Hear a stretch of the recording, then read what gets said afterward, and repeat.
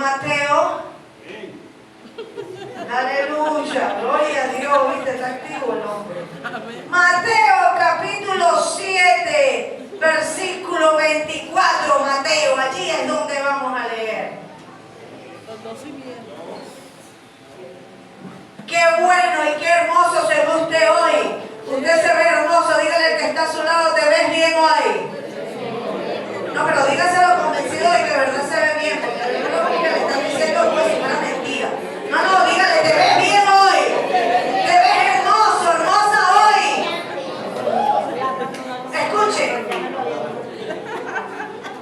Mire, hay personas que están en este lugar y necesitan que usted reafirme lo que ellos a veces olvidan. O voy a incluir, olvidar. Porque usted y yo sabemos que somos princesas y príncipes de Dios. Amén. Somos real sacerdocio. O sea, no somos cualquier cosa. Pero a veces el enemigo viene a ministrarnos cualquier cosa y nosotros se nos baja la autoestima, ¿no? Pero a veces necesitamos del que está a nuestro lado nos diga qué hermosa te ves. Hay algunos que dirían, como dijeron el viernes, por favor, yo no necesito que me lo digan, yo no sé, o sea. Pero yo creo que realmente sí necesitan escucharlo. Porque hay unos esposos que no llegan la matita, hay unas esposas que no llegan la matita, hay unas mamás que no dicen te amo, hay otros papás que no abrazan, pero gloria a Dios porque venimos adorando en tu casa y en adorando en tu casa, si decimos qué hermosa te ves, qué hermoso te ves, hoy tú estás radiante de belleza. Ay, yo creo que no es aquí eso. No, yo creo que esta gente está muy buena con la autoestima. Yo creo que ellos más bien deben decirme a mí. Mateo 7:24, ¿lo tienen? Amén. Leemos con la bendición del Padre, Hijo, Espíritu Santo. Amén. Amén. Dice, el que escucha, perdón, voy a leer el lenguaje actual. ¿Sí? La traducción del lenguaje actual dice un poco de una manera diferente al que usted tiene allí en Reina Valera 960. Dice, el que escucha lo que yo enseño y hace lo que yo digo, es como una persona precavida que construyó su casa sobre piedra firme. Vino la lluvia y el agua de los ríos subió mucho. Y el viento sopló con fuerza contra la casa. Pero la casa no se cayó, porque estaba construida sobre piedra firme. Pero el que escucha lo que yo enseño y no hace lo que yo digo, es como una persona tonta. Que construyó su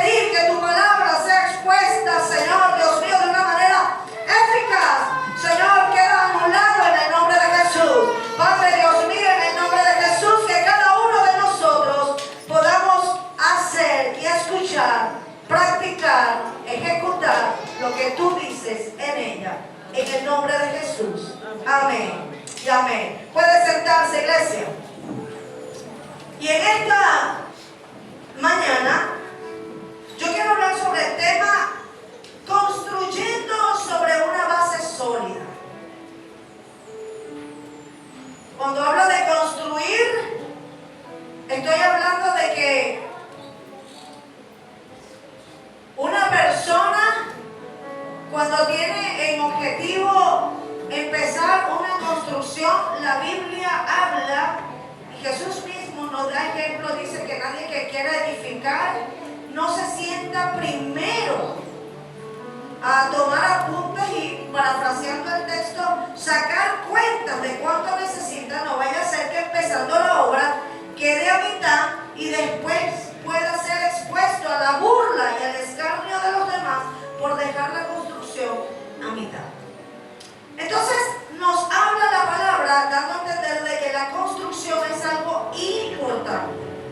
Hoy en día en nuestro país nosotros podemos ver que muchas veces por falta de autoridad podemos ver que cualquiera de las personas puede construir donde mejor le parezca.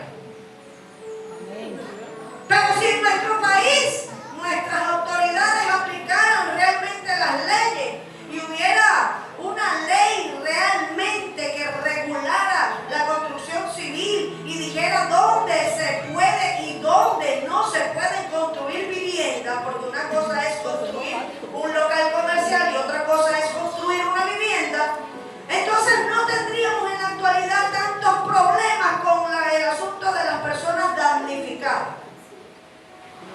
Pero nos damos cuenta que en la palabra la construcción es algo importante. Entonces, en nuestro país, para hablar de nosotros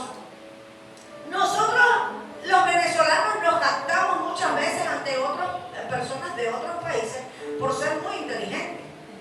Y realmente a veces ellos dicen y se mofan de nosotros, de nuestra inteligencia, diciendo solamente a los venezolanos se les ocurre construir a las orillas de una quebrada, de un asunto que es totalmente precario, y usted ve las construcciones por allí en determinados lugares, ¿verdad? Principalmente de Caracas, donde no cabe una casita más. Usted ve que en un espacio estilo, podríamos decir, una cuchilla, no importa, abajo montamos las columnas y arriba, entonces usted ve la cosa abajo pequeña y arriba amplio, y después, oye, una cosa extraordinaria, diría cualquier arquitecto, señor, no sé cómo edifica esa gente. Pero lo más tremendo es que parece un rompecabezas. Usted va a Caracas y usted ve las edificaciones, unas peores que las otras. Y yo no tengo conocimiento de albañilería ni nada de eso. Pero entonces, si yo fuera parte de los que trabajan para el gobierno, diría, cuando vienen las lluvias y queda la situación expuesta y entonces ocurre la llamada damnificado, diría como dice la palabra, es que, discúlpeme, pero es que usted fue tonto, porque a una persona tonta es a la única que se le ocurre construir una vivienda a la orilla de una quebrada.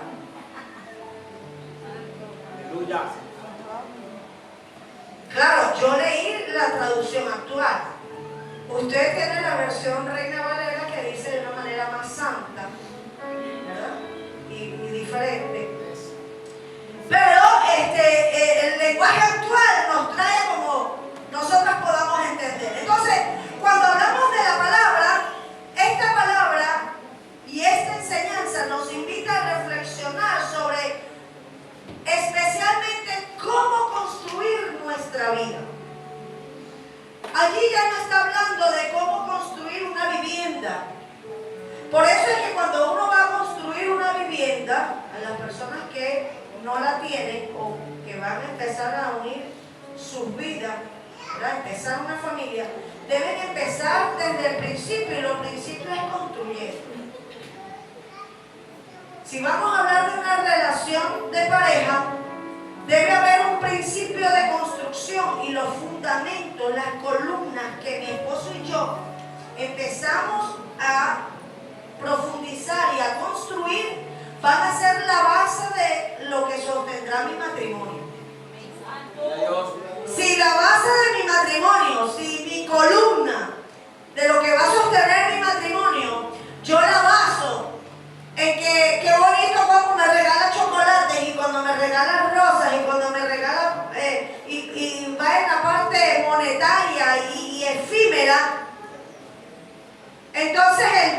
que no haya el recurso económico y de que no venga nada de eso, seré una persona tonta porque habré construido a la orilla de una quebrada. Cuando venga la lluvia, el primer palo de agua, se derriba el matrimonio. Ahora, si hablamos de construir en este aspecto el matrimonio, las bases sólidas de este matrimonio deben ser edificados sobre la roca, basados desde el sentimiento y desde el amor y no de las cosas efímeras y pasajeras. Por eso es que si estamos fundamentando y construyendo desde las bases iniciales basadas en la relación, en la comunicación, en el amor, en la pasión, aunque venga lo que venga, el palo de agua que venga, mi casa, mi matrimonio va a resistir porque estaré edificado sobre la roca. Amén. Pero cuando hablamos de construir de nuestra vida cristiana, nosotros también debemos empezar a construir sobre la roca y no sobre la arena. Esta parábola, el Señor habla en esta enseñanza de dos hombres. Un hombre, ¿verdad?, prudente, que construyó sobre la roca. Pero construir sobre la roca no es nada fácil. ¿Cuántos están aquí? Amén. No es nada fácil. Yo no sé mucho de construcción, pero sí he visto que cuando van a hacer columnas tienen que cavar del nivel del piso hacia abajo, y ellos dicen, dependiendo, no de esta altura, 1 metro, 2 metros, dependiendo, hasta que encontremos tierra firme. Porque las columnas deben ir lo más profunda hasta conseguir tierra firme. ¿Por qué?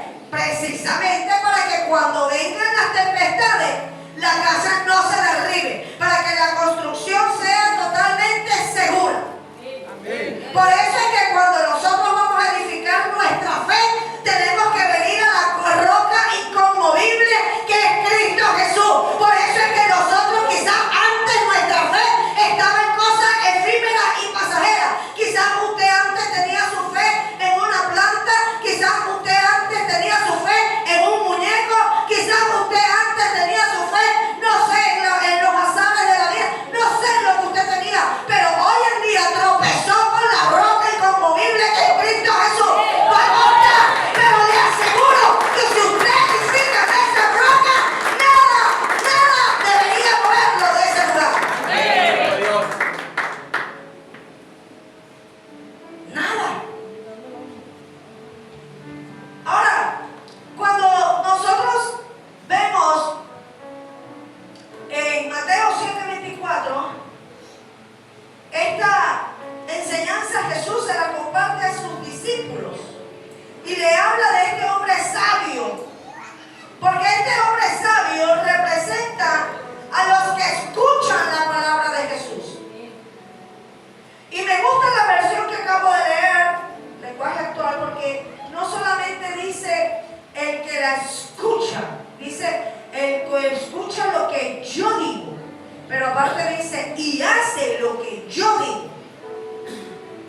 Hay muchas personas que tienen problemas con hacer y escuchar y ejecutar lo que otra persona le dice. Dirían por allí que tienen falta de sujeción. Porque, escuche, hay muchos que disfrazan la obediencia tras otras cosas.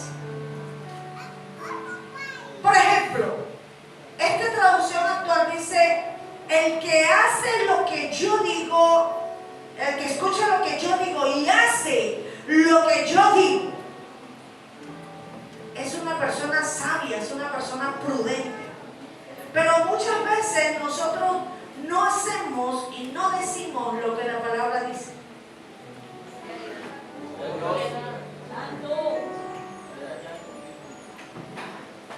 ¿Cuánto dan gloria a Dios? De gloria a Dios para que usted disimule del que está a su lado y no se dé cuenta. Porque, escuche, cuando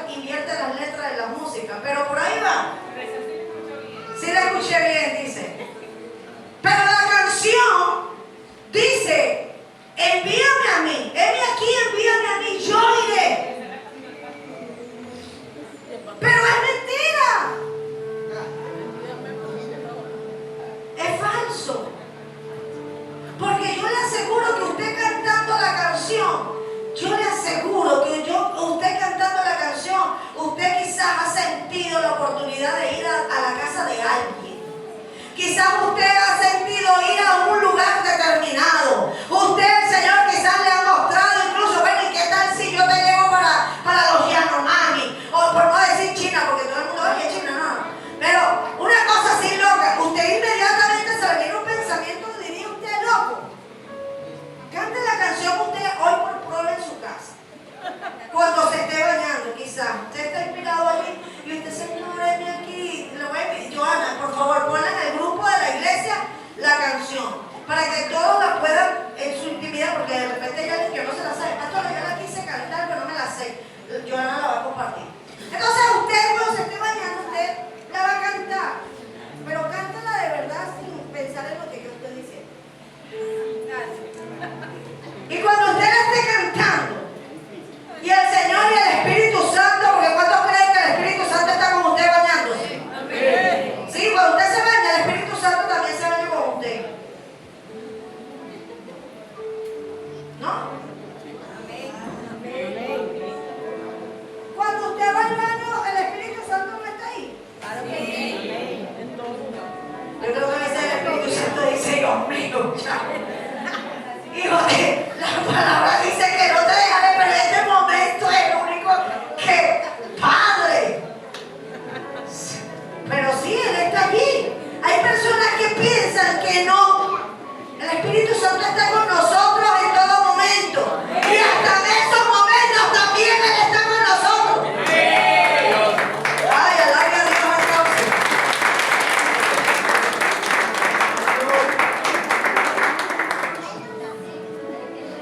Entonces, cuando usted esté cantando la canción y el Señor le ministre, usted va a pensar y va a decir esto que yo estoy diciendo. No, Señor, por favor, ese pensamiento loco ahí que se me vino. Ay, qué cosa es esa. Yo irme para... No, está bien, pues. Está bien, pues. ¿Está viendo? Entonces, cuando Jesús está hablando de este hombre afirma de que Él construye bajo la roca inconmovible que es Cristo Jesús. Está representando de que Él tiene una fe sólida en Dios. De que cuando usted y yo como creyentes construimos sobre la roca que es Cristo, esto representa en nosotros tener una fe sólida en Él. Es que hoy creemos en Cristo sin problemas. Pero mañana, cuando vengan los problemas, también yo debo seguir creyendo en Cristo. No es que hoy yo creo en Cristo porque todo me va bien, pero cuando mañana todo no me vaya tan bien, entonces empiezo a creer en otra cosa. No. Es que hoy yo creo en Dios y mañana también, a pesar de las adversidades. Amén. Porque algo que me llama la atención es que estos dos hombres que menciona la Escritura, a los dos hombres le vino la lluvia. ¿Cuánto dan gloria a Dios? Pudiéramos decir, al creyente y al no creyente, al bueno y al malo, al espiritual y al carnal, a los dos le vinieron la misma lluvia. A los dos, dice la Escritura, que le subió el río mucho. Los dos enfrentaron las mismas dificultades. Ahora, lo que marca la diferencia es la actitud, no de la situación, sino de la persona que está viviendo la situación. Por eso es que en esta mañana, iglesia, el Espíritu Santo quiere saber sobre qué bases estamos edificando. Muchas veces decimos haber edificado sobre la roca, pero cuando vienen situaciones, problemas, enfermedad, conflictos, escasez, divorcio, separaciones, entonces la gente dice, construir sobre la arena. Entonces es donde usted ve tristemente que ya no están con nosotros. Pero el Señor necesita que usted y yo entendamos que nuestra fe debe ser de una forma sólida. Debe ser sólida. A pesar de que venga la tempestad y de que vengan los muchos ríos, debe ser de una forma sólida. Debe ser una forma inquebrantable. ¿Cuántos dan gloria a Dios? Debe haber una profunda comprensión de la palabra. Escuche, muchas veces usted y yo podemos sabernos un texto bíblico de memoria. Pero no es sino hasta cuando lo vivimos que realmente podemos entenderlo.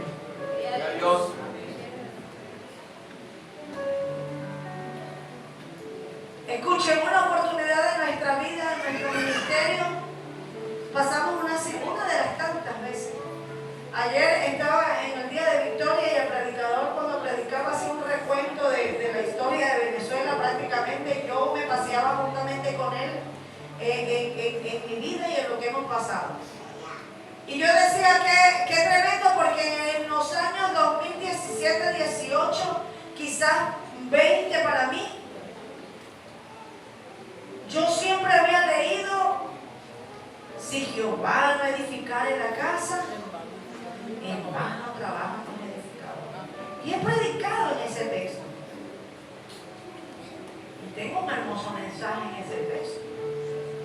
Pero fue hasta en esos años donde realmente el Señor cerró las puertas totalmente para nosotros de una forma financiera, donde yo abría y nada acontecía. Donde realmente, estando embarazada, yo tenía que orar y decirle a mi esposo y decirme a mí misma y decirle a mi madre que estaba juntamente conmigo, decirle: mira, confío en Dios de que el Señor va a proveer. Pero es muy fácil, pastora, decirle: el Señor va a proveer, y yo decirle a usted: Jehová proveerá, tenga fe.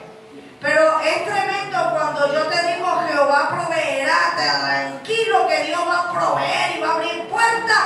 Pero cuando tú no tienes nada en la nevera, porque ni siquiera agua ha llegado para llenar la agua. Gloria a Dios. Y donde empieza, tú sabes, a revolotear las mariposas en el estómago, pero no precisamente porque está el esposo cerca, sino porque tenemos hambre.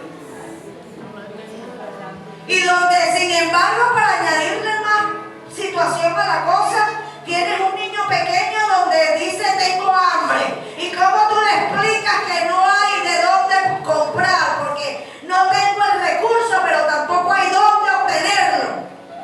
Entonces, sencillamente, en oportunidades, cuando mi esposo salía, me tocaba a mí tener que postrarme al Señor y decirle al Señor: Señor, realmente ayúdame a confiar que tú eres mi pastor y de que nada me faltará, de que tú eres mi provisión, de que yo no dependo del recurso económico, yo dependo es de ti.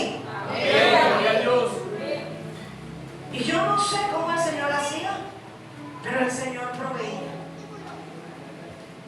Y en oportunidades, como usted y yo se lo he comentado, yo no vivo de una super fe. Porque yo a usted, si a mí me duele algo, yo a usted no le voy a decir: ore, ¿le duele? Quéjese que le duele, no diga que está sano si le duele. Hay gente que confunde un poco lo que es la fe con ese tipo de cosas. Eso es manipulación, eso no está bien. Si usted le duele la cabeza, yo creo que Dios sana. Yo puedo orar por usted, o la persona que sea puede orar por usted, porque la Biblia dice: pondremos la mano sobre los enfermos y ellos sanarán. Y después que oremos con fe, preguntaremos al enfermo: ¿te duele? Sí. Bueno, ya lloré, ya yo fui a la palabra, hice lo que tenía que hacer. ¿Te sigue doliendo? Hijo, tómese la pastilla. Hijo, vaya al médico, revísese, porque ya eso no es con ayuno, con oración. Ya ahí tiene que intervenir. Dios es el dueño, pero si Dios no lo hizo, vaya al médico. ¿Cuántos están aquí? Amén. Pastora, Dios me va a proveer, y está en su casa y no sale nunca trabajando.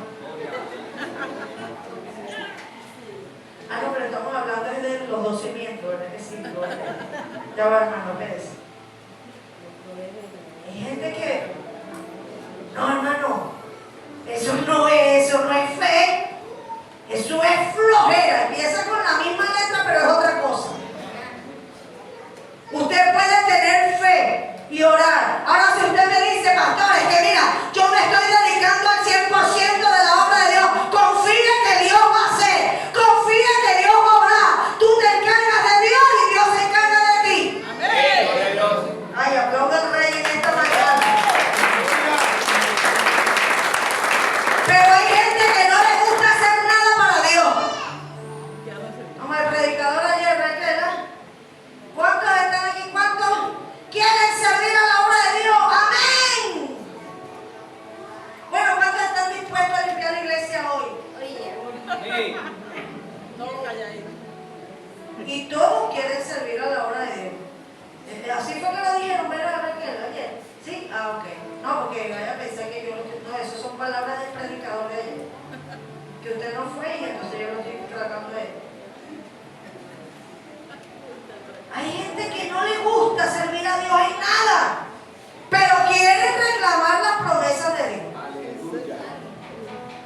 Si Jehová es tu pastor, si Jehová es tu pastor, realmente nada te faltará.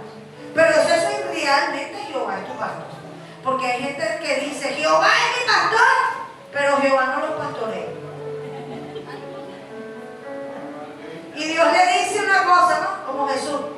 El que hace y dice lo que yo digo, y Dios nos está diciendo y no lo hacemos, entonces queremos decir, pero Señor, ¿por qué no nos provee? ¿Cuánto dan gloria a Dios? Entonces, nuestra fe debe ser sólida.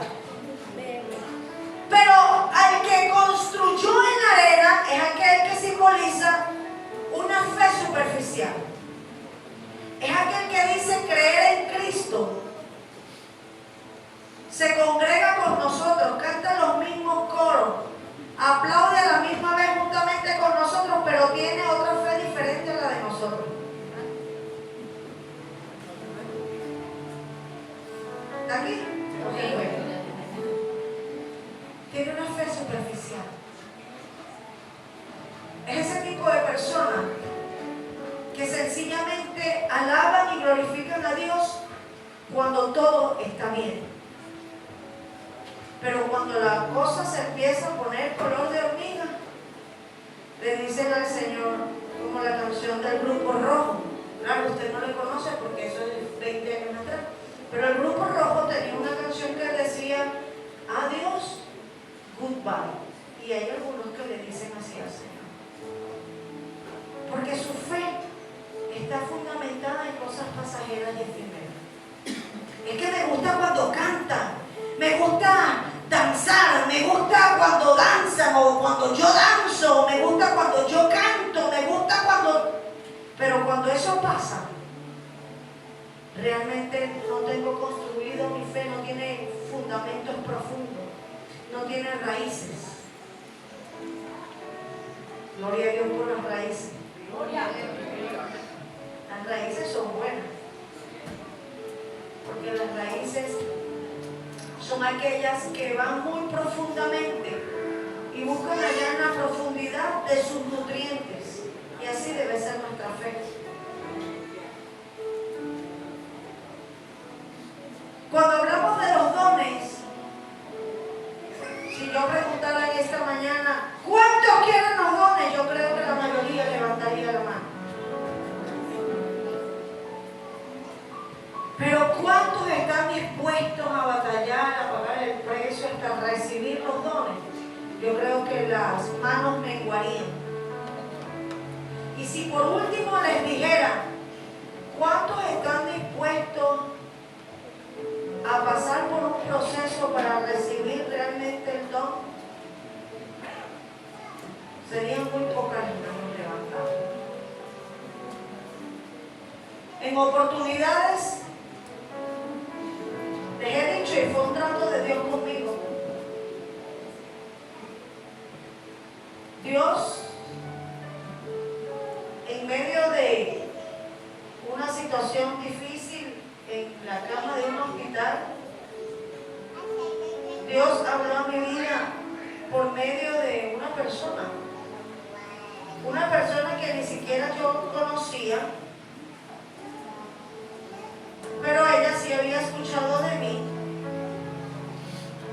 Y ella envió a una de sus ovejitas a la cama del hospital.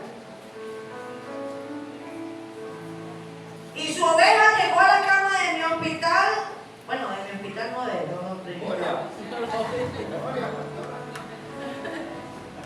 Y llegó como un dulce.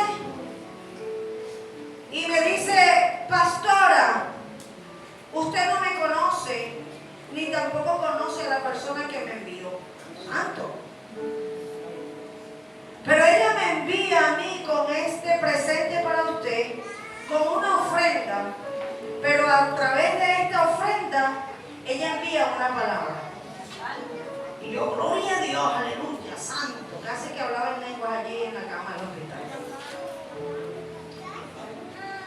Y esta persona trajo este texto que desde allí en adelante se hizo bandera quizás en mi vida.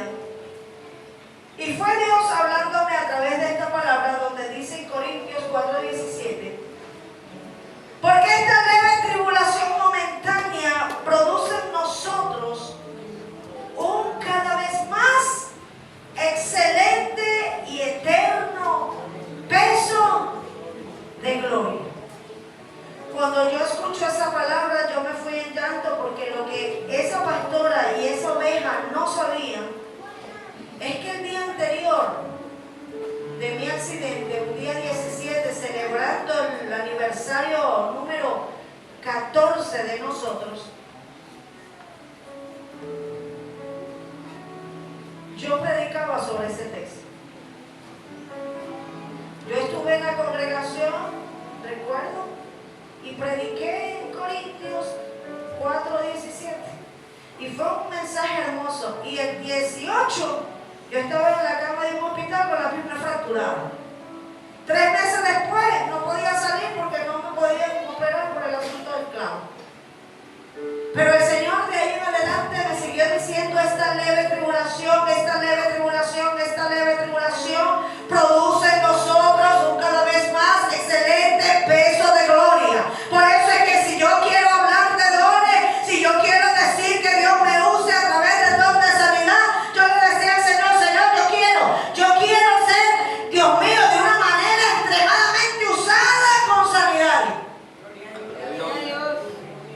Y el Señor, 2 Corintios 4:17, no, pero es que yo no quiero de esa manera, porque, ¿sabe algo?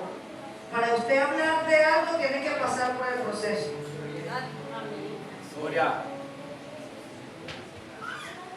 Ay, Dios mío, si alguien estuviera aquí grabando esto. Usted tiene que pasar por el proceso. Usted quiere recibir don de sanidad. Nada de un cuerpo sano puede hablar de enfermedades. Usted tiene que pasar por un proceso de enfermedad para que Dios ministre sobre tu vida, puedas experimentar su gloria y luego con esa fe sólida poder orar por otro para que sea sano. Job dijo: de oídas te había oído, pero ahora mis ojos. Pero fue después de qué? De que salió de todo el proceso, de que perdió sus hijos, perdió su ganado, perdió su finanza, perdió su salud, perdió todo, pero después dijo: de oídas te había oído, pero ahora mis ojos te ven. De esa fe sólida es lo que Cristo quiere en usted. Cristo quiere que nuestra fe sea sólida. Cristo quiere que nuestra fe sea sólida, inquebrantable.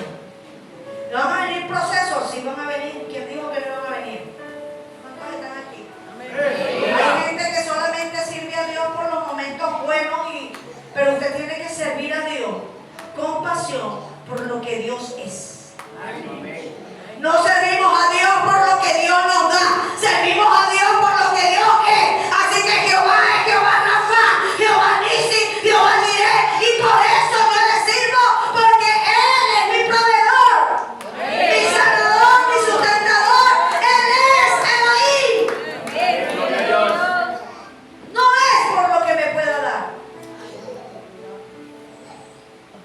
Porque entonces si yo le sirvo a Dios por lo que Dios me pueda dar, he construido sobre la arena. Porque cuando Dios no nos dé, entonces sencillamente me voy y me aparto. Porque escuchen, la lluvia vino para los dos. A veces usted y yo pensamos, ¿por qué acontece esto? Si yo hago esto, si yo hago lo otro. No es por lo que hacemos para Dios. Es que Dios es bueno y maravilloso. Amén. Es que Dios es inmenso en misericordia. Es que de Él es la gloria. Siempre será la gloria. La gloria es de Dios. La gloria es de Dios. ¿Cuánto es la gloria de Dios en esta mañana? Así que aplique esta palabra. Aplique esta palabra que cuando dice que debemos reflexionar, reflexionemos dónde estamos construyendo en nuestras vidas. ¿Dónde está basada tu fe? ¿Realmente tu fe es sólida? ¿Realmente tu fe es inconmovible? Alguien decía que debemos tener una fe como el grano de mostaza, pequeña. Pero aunque el grano de mostaza es pequeño, no solamente está hablando del grano de mostaza como la semilla más pequeña. Está hablando del proceso de ese grano de mostaza. Que a pesar de que la fe es pequeña, como el grano de mostaza, tiene que haber un proceso en él. Dice que cuando este grano de mostaza es sembrado, la semilla tiene que morir para poder retoñar. El problema es que a veces no nos gusta morir.